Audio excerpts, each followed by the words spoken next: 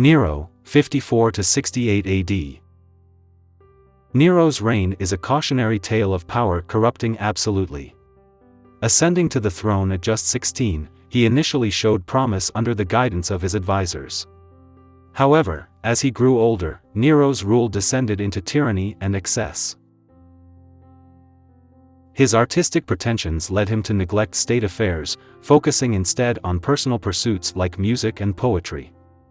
Nero's extravagant spending drained the empire's coffers, leading to increased taxation and public discontent. The Great Fire of Rome in 64 AD became a turning point, with Nero blamed for the disaster. His decision to build a lavish palace, the Domus Aurea, on the cleared land only fueled public anger. Nero's paranoia and cruelty grew, resulting in the execution of many, including his own mother and wife. His persecution of Christians marked the first by a Roman emperor. As opposition mounted, Nero's grip on power weakened. Abandoned by the Praetorian Guard and declared a public enemy by the Senate, Nero fled Rome and ultimately committed suicide, uttering the famous last words, "What an artist dies in me." Nero's legacy is one of imperial excess and misrule, serving as a stark reminder of the dangers of unchecked power and self-indulgence in leadership. Click subscribe to this channel to get more topics you love.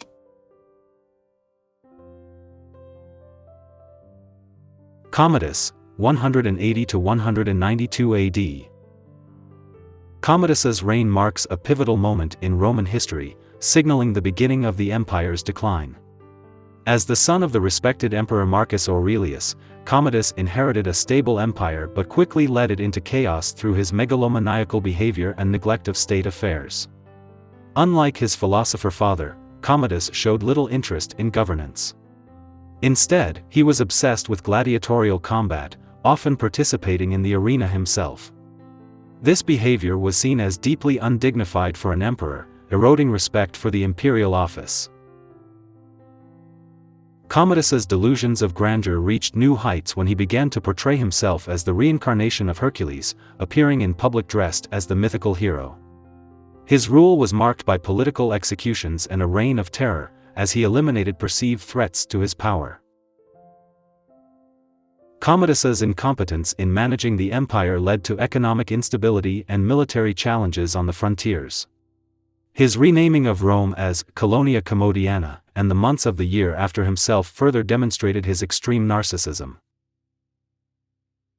Commodus's tyranny eventually led to his assassination in 192 AD, orchestrated by members of his inner circle.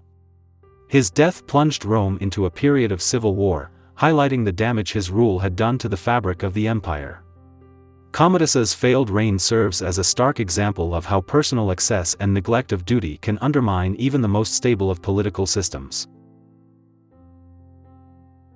Caligula, 37 to 41 AD.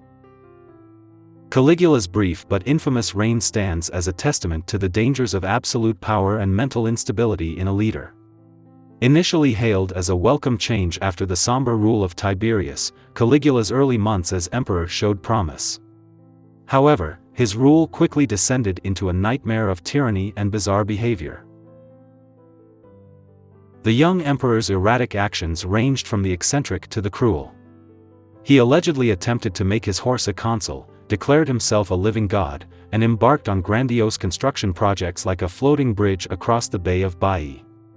More sinisterly, Caligula engaged in arbitrary executions and confiscations, creating an atmosphere of terror in Rome. Caligula's sexual excesses and rumored incest with his sisters scandalized Roman society. His financial mismanagement nearly bankrupted the empire, leading him to resort to extortion and confiscation to fill the treasury. In foreign policy, his aborted invasion of Britain and provocative behavior towards other nations threatened the stability of Rome's borders.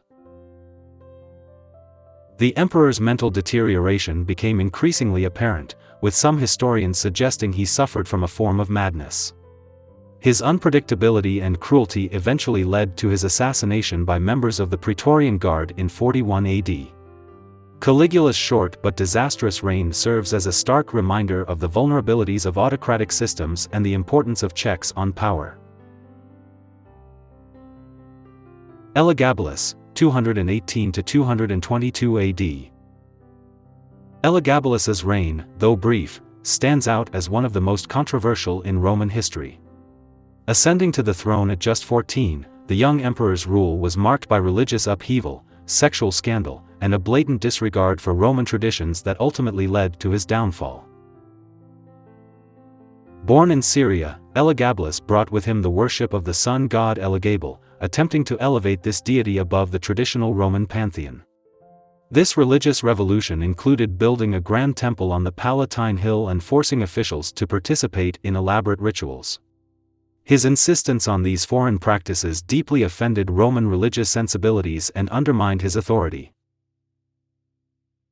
Elagabalus's personal life became a source of public scandal. His gender expression was fluid, with reports of him dressing as a woman and asking to be referred to as a lady. His sexual relationships with men, particularly his chariot driver Hierocles, whom he referred to as his husband, shocked Roman society. These behaviors, while perhaps indicative of the emperor's true self, were seen as deeply improper for a Roman ruler. The young emperor's extravagance and eccentricity extended to all aspects of his rule. He would play cruel pranks on dinner guests and appointed unqualified individuals to high offices based on the size of their genitals. His grandmother Julia Misa, seeing the increasing instability, orchestrated his replacement with his cousin Alexander Severus. Elagabalus was assassinated at 18, his body dragged through Rome and thrown into the Tiber. Elagabalus's reign serves as a cautionary tale about the clash between personal identity and public duty, and the dangers of disregarding established norms in a conservative society. His story continues to fascinate, raising questions about gender, sexuality, and the limits of imperial power in ancient Rome.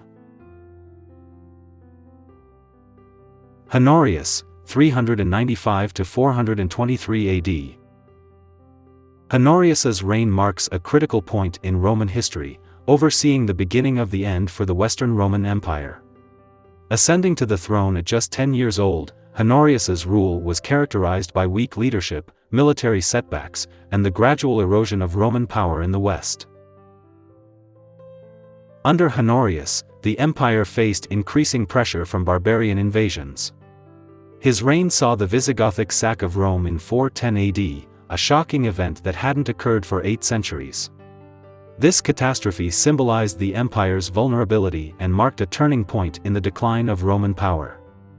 Honorius's response to these crises was often ineffective and detached, with anecdotes suggesting he was more concerned with his pet chicken, also named Rome, than the fate of the Eternal City. Honorius's reign was marred by political instability and military revolts. He relied heavily on his general Stilicho, but paranoia led Honorius to have him executed in 408 AD, depriving the empire of one of its most capable defenders. This decision left the Western Empire even more vulnerable to external threats and internal dissent. The emperor's inability to address the empire's mounting problems led to the loss of significant territories. Britain was abandoned, and much of Gaul and Hispania fell to barbarian control. Honorius's long reign, paradoxically, contributed to the empire's instability, as his incompetence became entrenched over nearly 3 decades of rule. Honorius's failed leadership serves as a stark reminder of the importance of effective governance in times of crisis. His reign highlights how personal inadequacy in a leader, combined with mounting external pressures, can accelerate the decline of even the mightiest of empires. Romulus Augustulus, 475–476 AD. Romulus Augustulus holds the dubious distinction of being the last Western Roman emperor, his brief reign symbolizing the final collapse of the once mighty empire. At just 16 years old, Romulus was a puppet ruler, placed on the throne by his father Orestes, a powerful military commander. The young emperor's reign occurred during a time of extreme instability for the Western Roman Empire. Roman control had shrunk to Italy, with much of the former empire now under the control of various Germanic kingdoms. The empire's military was largely composed of Germanic mercenaries, reflecting Rome's diminished ability to defend itself. Romulus's fate was sealed when these Germanic troops, led by Odoacer, demanded land in Italy as payment for their services. When Orestes refused, they rebelled. Odoacer quickly overthrew the young emperor, but in an ironic act of mercy, spared his life due to his youth and innocence. The deposition of Romulus Augustulus in 476 AD is traditionally marked as the fall of the Western Roman Empire. Odoacer chose not to claim the title of emperor, instead ruling as king of Italy and acknowledging the nominal sovereignty of the Eastern Roman Emperor in Constantinople. Romulus's short reign and quiet disappearance from history underscore the anticlimactic end of the Western Empire. His story serves as a poignant reminder of how great powers can fade not with a bang, but with a whimper. The fall of Rome under Romulus Augustulus marked the end of an era and the beginning of the early Middle Ages in Europe. Caracalla, 211 to 217 AD. Caracalla's reign is a study in contradictions, marked by both significant legal reforms and extreme brutality. Born Lucius Septimius Bassianus, he adopted the nickname Caracalla from a Gallic hooded tunic he popularized. His rule began with a shocking act of fratricide, as he murdered his co-emperor and brother Geta, along with thousands of Geta supporters. Caracalla's most lasting legacy is the Constitutio Antoniniana, or the Edict of Caracalla, issued in 212 AD. This decree granted Roman citizenship to all free inhabitants of the empire, a revolutionary act that dramatically expanded the rights and responsibilities of millions. While partly motivated by increasing tax revenues, this edict significantly altered the social fabric of the Roman world. Despite this progressive reform, Caracalla's reign was characterized by extreme cruelty and military ambition.